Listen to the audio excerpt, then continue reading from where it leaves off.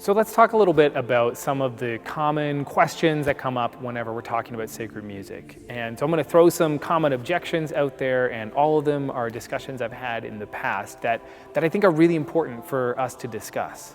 So one of the most common ones is, I want to sing contemporary music. I don't want to sing this old stuff.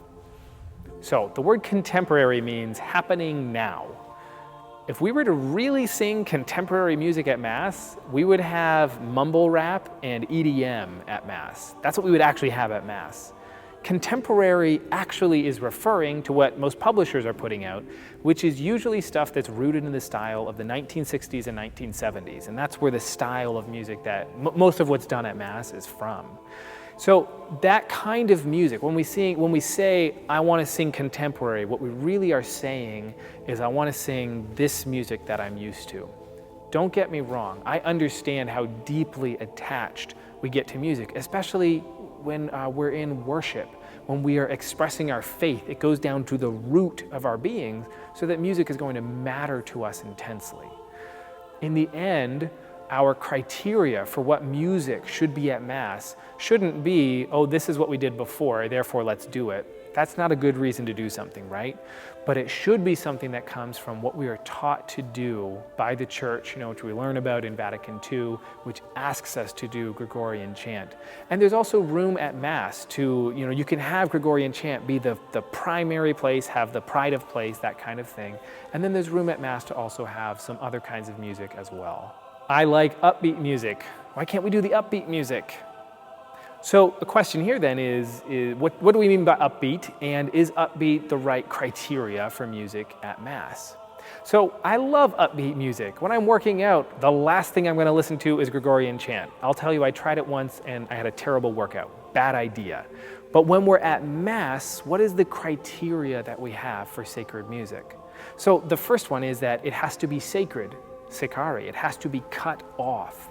So literally the music that we use to worship God is only for God. It is music that we only use in worship. And so there's a lot of music that's upbeat, that is sacred music, all the way back, to the early Christians to now, upbeat music that we use at Mass. But whether or not it's upbeat is not really the criteria we're going to use for sacred music. It has to be in our tradition, and then it has to be sacred, sacare, or cut off, so that it's exclusively for God. I like our hymns. Why should we bother changing them? That's a legitimate question. Why should we bother changing them? So, we have to think about, why would we change something, or why would we keep it, right? When we're at Mass, when we're making that music for Mass, when we're singing the Mass, that music needs to correspond with what's going on in the Mass. So there are a lot of hymns that are fantastic, that are based on Scripture, that are based on the tradition of the Church, and that really praise God in a beautiful and worthy manner, and that maybe they're based on Gregorian chant too, so that's a big bonus for the hymn, right? And there are also a lot of hymns that are written with very vague poetry, or you could say, it's really unclear theologically, and it's just trying to please everybody and so on. And it's really that's not the kind of music we want to have at Mass, even though it can be music that we love deeply. There is a great deal of music that I love deeply that when I was younger, I used to play at Mass and sing at Mass all the time. And I've later come to realize that although I might love it myself personally, that doesn't mean that it's necessarily the best music for Mass. This music is what young people want. We want to do the music that is going to attract the young people.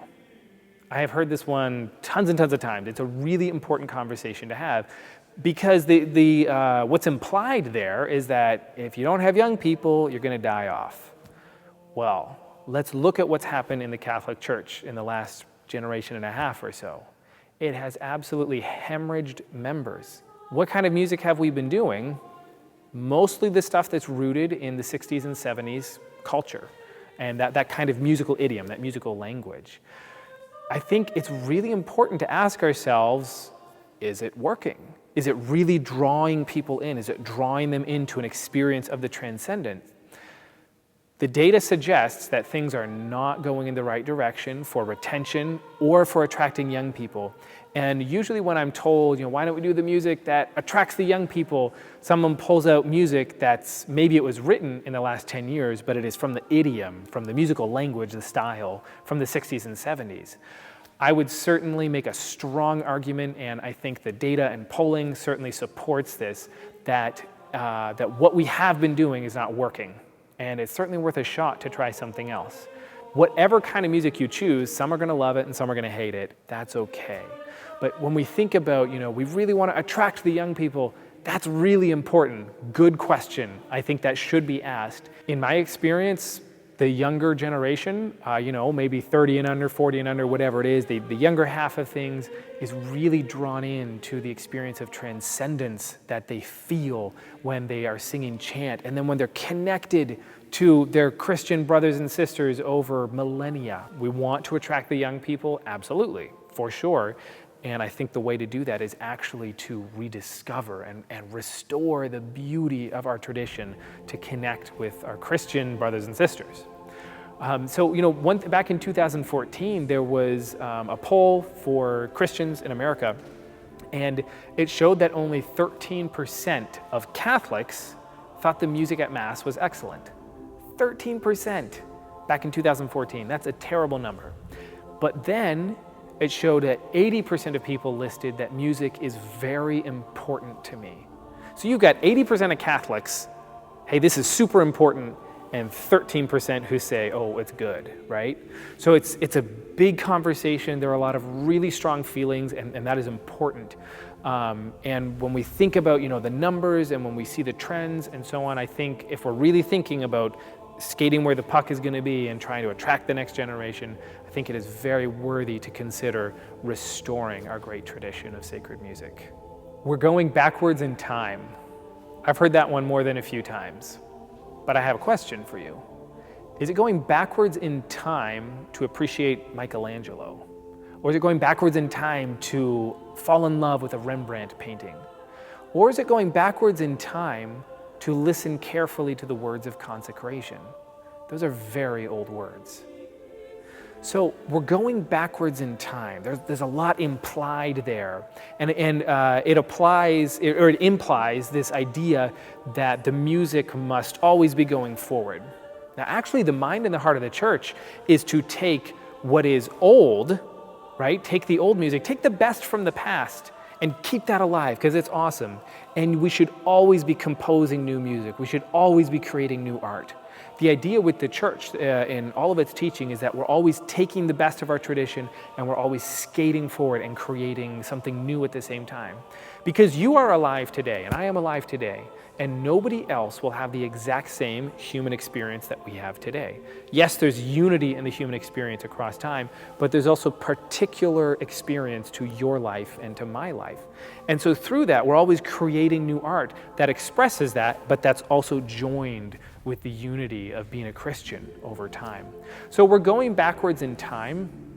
I don't really buy that comment. I think it's really implying something else, because we never say we're going backwards in time if we're going to appreciate something that's extraordinary and beautiful and transcendent. And that's what we're doing at Mass. We're not simply trying to be ahead of the pack politically or skate some new, trending curve on Twitter or something like that. That's not what we're trying to do. The church is meant to be beyond the times, not of the times. So we're not going backwards in time or forwards in time. We are always seeking the transcendence that comes with worship and with love of God. All things are sacred. All music is sacred. I've heard that one a few times, and I really personally appreciate that comment, because I held that view myself for a very long time. Because music, we love music and it affects us so deeply, and we feel that these feelings that get so deep within our souls are sacred.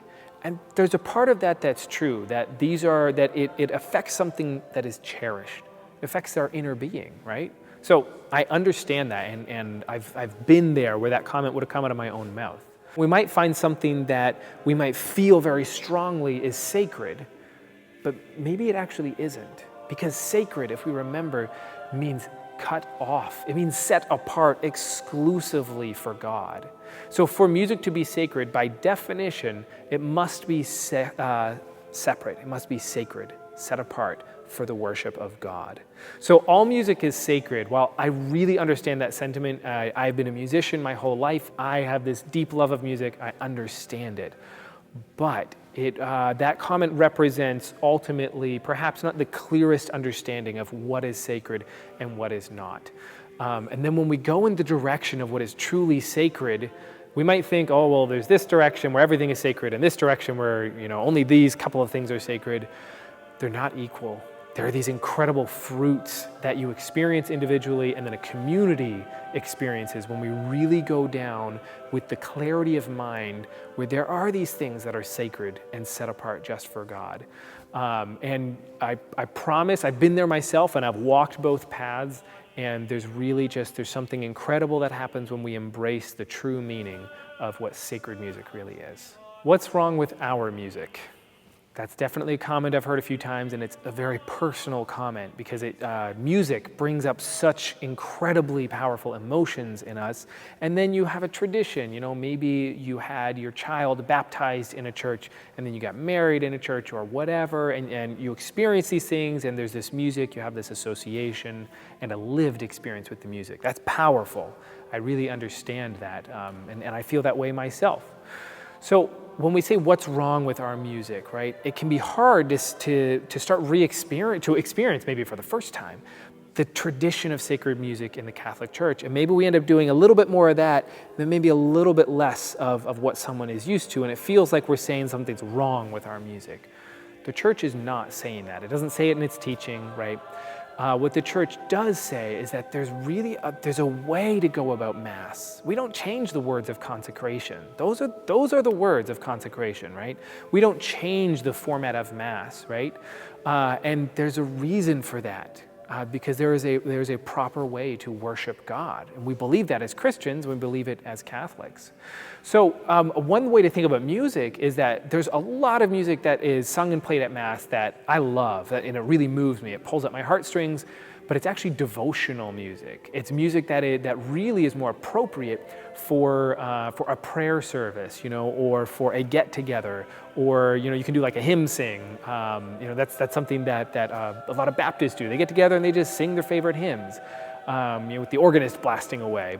So there's a lot of music that is wonderful, but maybe it's meant best in a different context, right? So we always have to think about that. Is the ultimate question is not what's wrong with our music or anything like that. The ultimate question that I think the person asking that, and then myself, that we're really asking together is, what is the best music for Mass?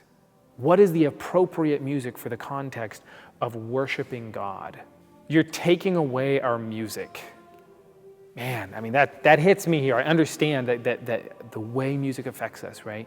And there's a feeling of loss that people can have. You're taking away our music. If you're changing, from maybe one program to actually putting in a little bit of sacred music into your parish program. So I want to tell you just a brief story. I grew up with zero sacred music whatsoever, worked in a bunch of different denominations, worked in a Catholic church, and we did not do sacred music. So I go off to music school, and my very first semester, I take early music, which is just the first music history course you got to take. And I encountered Gregorian chant for the first time in my life. And I encountered Thomas Tallis and Palestrina, Victoria, these incredible composers of polyphony, this choral music. And I'll never forget, it's burned in my mind. I sat there, just gripping onto the desk, and I felt robbed. Because I was learning through a music history class, at 18 years old, for the first time in my life, there's a 2,000-year tradition of sacred music, and it's actually pretty good. It's beautiful, and it just draws you into this sensation, this feeling of transcendence from the moment you hear it. And I sat there, and I just frozen, and I felt robbed. I felt robbed of my heritage. I felt robbed of my tradition. And especially as a young person, who was grappling with, you're 18, you got to figure out your identity in life, your path in life, and all these kind of things. And then I go, whoa, I've been missing out on the greatest treasure of Christianity, the greatest artistic treasure in Christianity, being sacred music, and it was lost to me. So my sensation there was, my music had been taken away for the first 18 years of my life, and I didn't even know it was my music. So I think thinking about it on just this bigger time span, we can say, you're taking away our music that, is a particular idiom. Maybe it's really the musical style of 1972. But then we consider that in the context of 2,000 years and further back, if you really want to get into it, of music, of sacred music that is just draws us into the transcendent. And then we can really start to consider that the mistakes that were made musically following Vatican II, which did not follow what the Vatican II document said, right? That actually that broke apart. It broke apart the chain of tradition. And that was actually the first time that music was taken away from Christians. So I think it's really important when we think about you're taking away our music or you're making me lose something, is to see if you can take that bird's eye view, because there is so much more, and there's this glorious, beautiful tradition of sacred music for us to experience and for us to bring into Mass.